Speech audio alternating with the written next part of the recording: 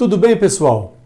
Vamos falar hoje sobre os financiamentos do BNDES para países da África e da América Latina, como Venezuela e Cuba.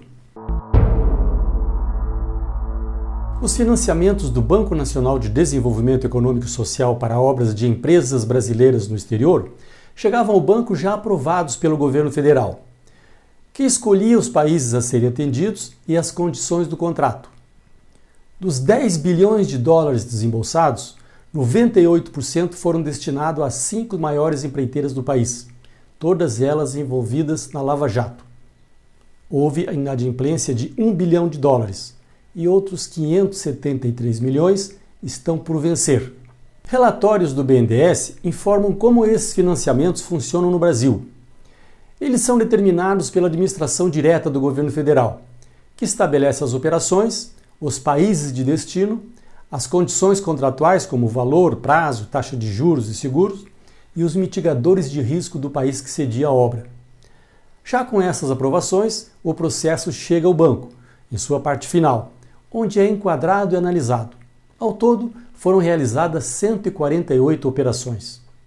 O Banco Estatal explica também o motivo da concentração das operações com grandes empreiteiras. Só a Odebrecht recebeu 76% do total. Andrade Gutierrez, mais 14%.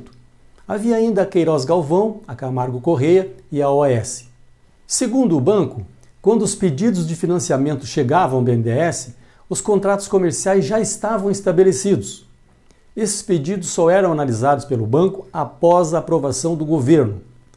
Na época das operações, não havia nenhuma restrição legal à contratação com essas empresas, disse o banco.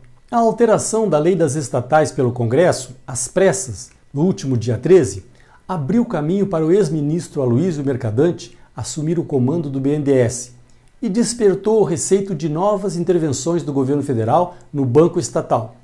O BNDES afirma que suspendeu desembolsos a empreiteiras envolvidas com corrupção e acrescenta que em 2016, em acordo com o Ministério Público Federal, passou a exigir das empresas brasileiras exportadoras de serviços de engenharia a assinatura de um termo de compliance, com rígidas regras de governança, como condição para a liberação dos recursos. Após essa medida, disse o banco, houve a retenção de 11 bilhões de dólares que estavam previstos para serem desembolsados, referentes a 47 operações ativas. O levantamento feito pelo banco aponta 32 projetos que tiveram desembolsos suspensos em 2015, um total de 7 bilhões de dólares. A maior parte, 3 bilhões, é da Venezuela. Foram cancelados desembolsos de 419 milhões de dólares para o metrô de Caracas e 862 milhões para o metrô de Los Taques, obras contratadas pela Odebrecht.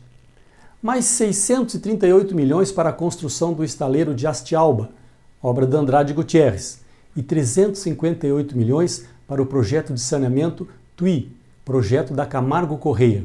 Os desembolsos cancelados para Angola somaram 808 milhões, sendo 500 milhões para o aproveitamento hidrelétrico da Laúca, projeto tocado pela Odebrecht.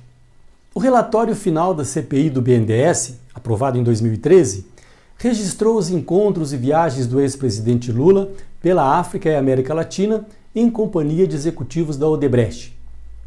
Diz o relatório: cabe ressaltar que, muito embora não fosse integrante do governo havia mais de 2 anos, Lula permaneceu como interlocutor preferencial das empresas brasileiras na África, bem como de autoridades daquele continente interessadas em estreitar os laços comerciais com o Brasil, ainda que para isso fosse necessário flexibilizar as exigências do BNDES para empréstimos.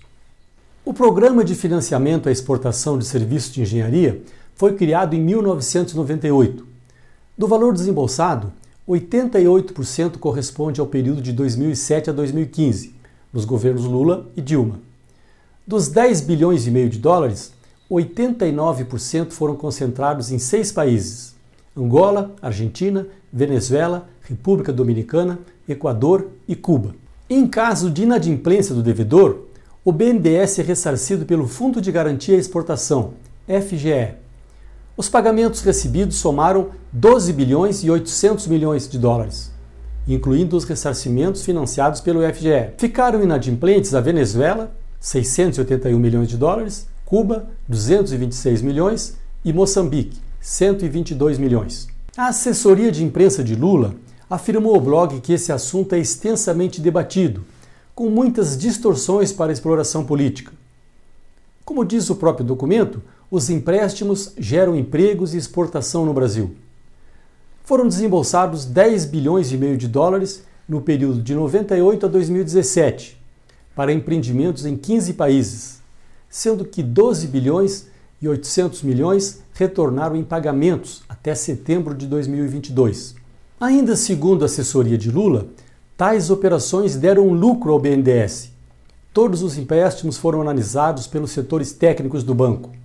Os valores atrasados serão cobrados e os mecanismos de garantia acionados.